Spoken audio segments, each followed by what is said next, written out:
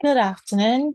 My name is Trevin Hutchinson, and today I will present my CILE research project on the topic factors related to COVID-19 deaths in Grenada. In the year 2019, coronavirus disease emerged in Wuhan, China, where it spread rapidly throughout the world, and thus the World Health Organization eventually named it to be a pandemic. Now, in the year 2022, even though it is no longer considered a pandemic, there is still slight cases around the world, and persons still do contract the disease, and some survive, some do not. So in Grenada, from March 2022, Grenada has recorded a total of 18,786 confirmed cases of coronavirus, with 234 of these cases died, with a total of 89,532 vaccinated doses.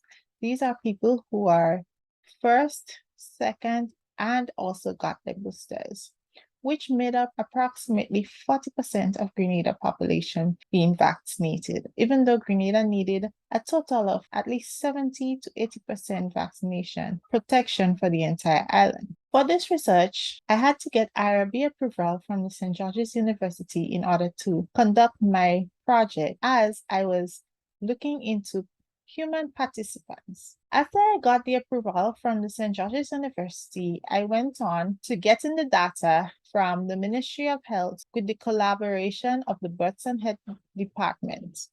There, I obtained death certificates of at least 212 participants that died of COVID-19 in the year 2021. There were a total of 1,272 deaths in total, with approximately 17% of these deaths being COVID-related. Coronavirus, as you can see in the results on graph 1, through these medical death certificates, the factors that we got were age and gender. Looking into graph 1 right here, you can see that the age is negatively skewed, thus not actually giving specific details or not specifically determining to have a mean age as calculated at 73.5.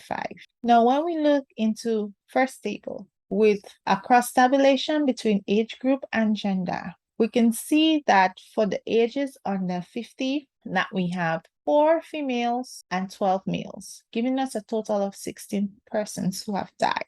And as it increased, you can see there's a gradual increase in the number of deaths for males and females for ages. When it comes to the age 60 to 69, you can see a significant increase in the amount of deaths for males and females. And when you get up to 80, this is where you had the huge or the most amount of deaths to COVID-19. But let's look closely to this. As you can see, from under 50 up to 79, the amount of female deaths is way less compared to that of the male participants. But as you got to 80 and above, you can see that 49 deaths are due to females, whereas 35 to males.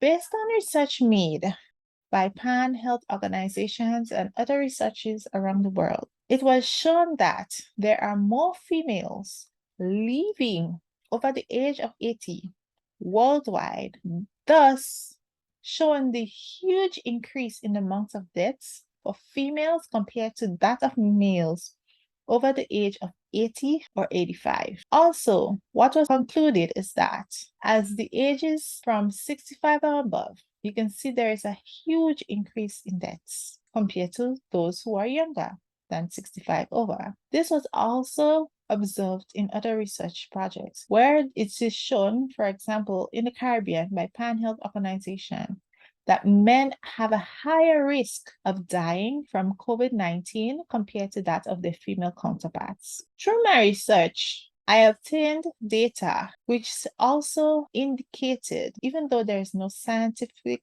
background relating why this might be plausible, but they are suggesting that females might stand a better chance of survival by COVID-19 due to two factors. These two factors are: one, women's immune system is significantly better and stronger than that of the male counterparts, thus giving them a better stance and a better survival rate compared to that of the males. The second option that was given is that female hormones might have a significant play in determining whether they will survive COVID-19 or they will die from COVID-19. Someone suggesting maybe progesterone or estrogen has a great significance in why females survive and males die. So to conclude with this, my study shown, just as well as studies over the world, that males over the age of 65 has a high significant risk of dying from COVID-19 compared to that of their females. And I suggest that the Ministry of Health in Grenada should make significant efforts in protecting the males as well as females over the age of 65, but there should be specific details or specific medical association or specific medical grouping, rules, treatments that should be made for males, as you can see, and as my research has suggested, as they are higher risk than that of the female counterpart. Also, due to specific limitations on my research, which is the decrease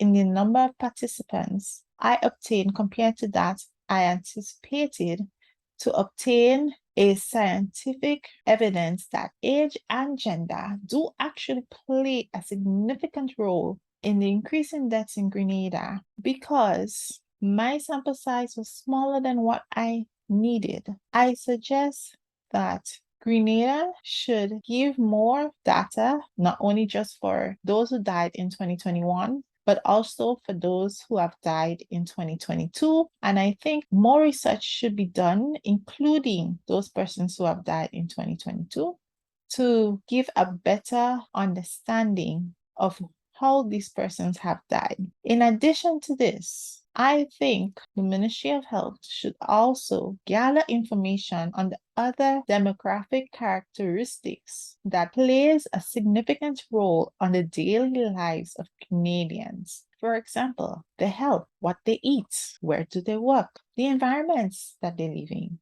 the people they socialize with. These are confounding factors that can influence whether males or females, and the difference in the ages. Why it was observed that over the age of 65, and specifically males, dies from coronavirus in Grenada. Now, these are my references. Thank you for listening to my presentation. Now, have a good day.